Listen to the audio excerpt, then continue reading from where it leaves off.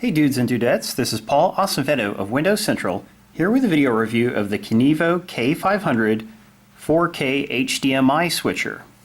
Inside of this nice box here you'll find the K500 itself, a remote control for it,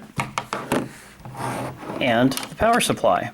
The K500 is a really nice 5-port HDMI switcher that sells for approximately $40 on Amazon. Front here you can see the display. Here is the IR receiver to use the remote control. You have to point it relatively close to that. Manual switch button right here. It does have an auto switching feature. On the back we can see where the power supply goes. You have 5 clearly labeled inputs and an HDMI output. The K500 is about as nice an HDMI switcher as you could want. Besides being able to hook up about 1 million different kind of devices, it supports all the resolutions and frequencies you could want. That includes 1080p in 3D or 120 Hz and 4K resolution. As for security, it supports HDCP 1.3. Before we test it out, I'll point out just about the only negative to this product is the glossy top. The top is especially glossy. Then the sides are pretty glossy too, so they show major fingerprints and dust. You always have to be careful about glossy finishes, and I do wish this had a matte finish instead of glossy, because once you handle it, it gets dirty unless you wipe it off, and that's just a shame. Okay, I've got the K500 hooked up to my PlayStation 4 and Xbox One. You can see the currently active input is indicated by a blue light, and if you are outputting, then you also get a blue light for that, as well as power. And the remaining inputs always light up red. Kind of wish they didn't light up unless it was actually detecting a device there, but whatever. So here's my setup. I've got the PlayStation 4 and an Xbox One here. They are connected to a Games Vanguard portable monitor. You can find our review for that here on YouTube and on windowscentral.com.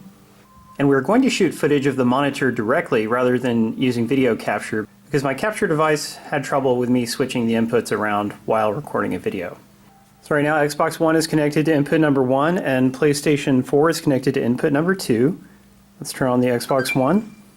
As you can see, the auto switch function did not kick in here. It didn't kick over to the Xbox One. But let's try turning off the PlayStation 4 and seeing if that does it. We'll put it into rest mode. PlayStation 4 has gone into rest mode, so it's no longer outputting video. However, it still does not automatically switch to the Xbox One. Maybe if I turn off the Xbox One and then turn the Xbox back on, let's see if that kicks it in. And I'm afraid it didn't. The reason for this seems to be that consoles and other devices that go into sleep mode simply prevent the HDMI switcher from being able to detect when they're really on or off.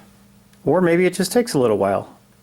The monitor timed out, so I turned it back on, and after doing so, the switch box did automatically switch to the Xbox One, having not touched anything else. Now when I turn on the PlayStation 4, it did automatically switch to the PlayStation 4. It actually seems to be better at picking up that the PS4 is coming on than picking up that the Xbox One is coming on.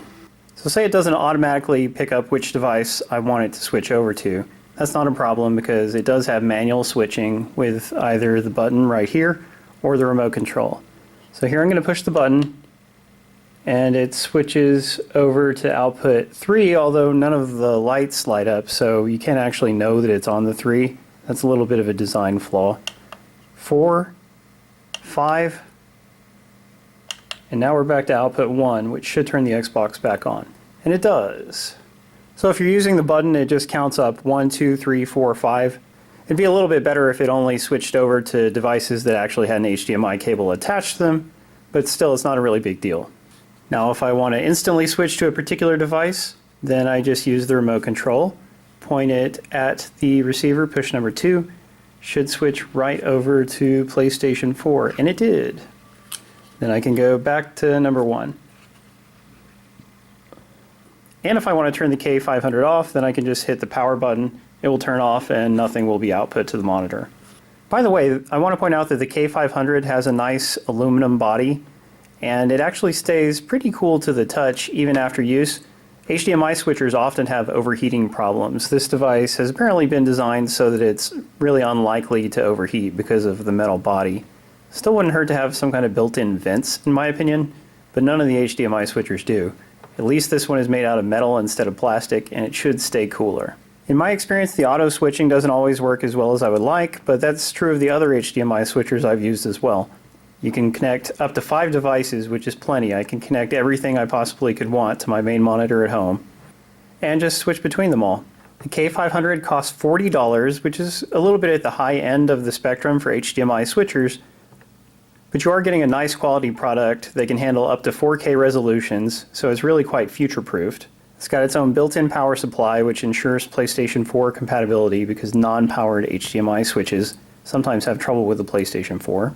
And by the way, if you don't need 5 HDMI ports, because 5 is a lot, Kinivo also makes the K300, which is just like this one, except it's smaller and only has 3 HDMI ports instead of 5. That one costs $10 less, but you won't be quite as future-proofed as far as HDMI ports go. My experience with the K500 has been really good, and I highly recommend it. Thanks for watching. Read our full review at windowscentral.com. Follow me on Twitter and Twitch. And remember, don't hate, appreciate.